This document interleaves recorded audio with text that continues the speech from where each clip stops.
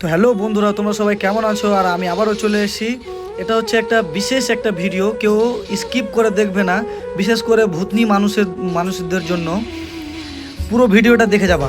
তো hello guys, আমি আবারও চলে এসেছি ভূতনিতে কিছু ভিডিও নিয়ে, আর তোমাদেরকে দেখাবো আমি ভূতনির এক এক সময় ভূতনিতে এমন একটা পরিস্থিতি হয়ে যায়, নিজের জীবন বাঁচানোটাই কিন্তু তাদের জন্য বিরাট বড় একটা কথা।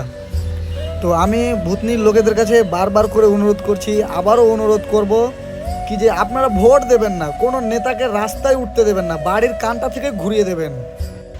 এই জন্য ঘুরিয়ে দেবেন কি ভূতনির মানুষের সাথে কি এগুলো কি মজাক করা হচ্ছে?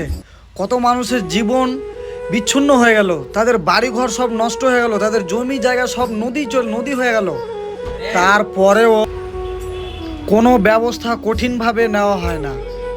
যবারই এরকম পানি আসে তবারই দেখো ওই বস্তা দিয়ে কাজ করছে, বালি দিয়ে কাজ করছে। এগুলো কি ভূতনির মানুষের সাথে কি মজা করা হচ্ছে? হ্যাঁ, এ কোনো ব্লক থেকে কোনো তার ডিএম আরও অন্য অন্য আধিকারীরা কোনো ব্যবস্থা নিচ্ছে না। এরকম মনে হচ্ছে যে ভূতনিতে কোনো মানুষ থাকে না, পুতুল খেলা থাকে। যেরকম পুতুল খেলা হয় সেরকমভাবে এরা পুতুল খেলা করছে এর ভূতনির মানুষকে নিয়ে। একটা বাঁধ করেছে, সে বাঁধটাও ভেঙে গেছে, ভেঙে গিয়ে বাঁধের তল দিয়ে পানি যাচ্ছে। ভূতনির মানুষ থাকবে না ভূতনির মানুষ মরে যাবে? তাই বলবো তোমাদেরকে সবাইকে, যারা যারা ভূতনি থেকে এই ভিডিওটা দেখছো, এরপর থেকে ইলেকশনে যে কোনো নেতা আসুক তাদেরকে ভোট দেবে না। প্রথমে আগে তোমাদের সুরক্ষিত ব্যবস্থা নিবা, তারপরে তাদেরকে ভোট দিবা। যদি নিজের রাস্তা নিজেকেই ঠিক করতে হয়, সংবিধান যদি পাবলিককেই যদি চালাতে হয়, তাহলে এই দিদি কি করছে, মমতা দিদি কি করছে? কত কোটি টাকা নাকি ভূতনির লোককে দিয়ে দিয়েছে। খাওয়ার জন্য দিয়েছিল না রাস্তা করার জন্য দিয়েছিল, না তাদের সুরক্ষিত ব্যবস্থা করার জন্য দিয়েছিল? দিদি একবার যাচ করে দেখো ভূতনিতে কি হচ্ছে। ভূতনির মানুষকে যদি চাও তাহলে তুমি নিজে এসে একবার ভূতনির গ্রামটা ঘুরে দেখে যাচ করে দেখো যে কোটি টাকা মানুষকে খেতে দিয়েছো, না রাস্তা করার জন্য দিয়েছো, না এরকম বালি দিয়ে বাঁধ করার জন্য তুমি দিয়েছিলা। এটা একবার তুমি ভাবো। শুধু খালি তোমার ওই বড় বড় নেতাদের মাথায় সব কিছু ভার দিয়ে দিলে হবে না, তুমি একবার নিজে এসে দেখো। এই কি এসব বাঁধ তৈরি করেছে? বাঁধ এখানে কি ছেলে পেলে এসে খেলাধুলা করবে, নাকি মানুষের জীবন রক্ষা করবে এই বাঁধে? দেখো তো বাঁধ সব তোমার ভেঙে চলে যাচ্ছে। এখনই বাঁধ, বন্যাটা কাছে আসেনি তাও তোমার বাঁধ ভেঙে চলে যাচ্ছে, এইদিকে আগিয়ে যাচ্ছে বন্যা, তোমার বাঁধ এখনই ভেঙে যাচ্ছে। তোমার বাঁধ থাকবে? মানুষকে বাঁচাতে পারবে? না তুমি মানুষকে এসে বাঁচাতে পারবা? কত কোটি টাকা দিয়ে তুমি ভূতনির মানুষকে উপকার করেছো।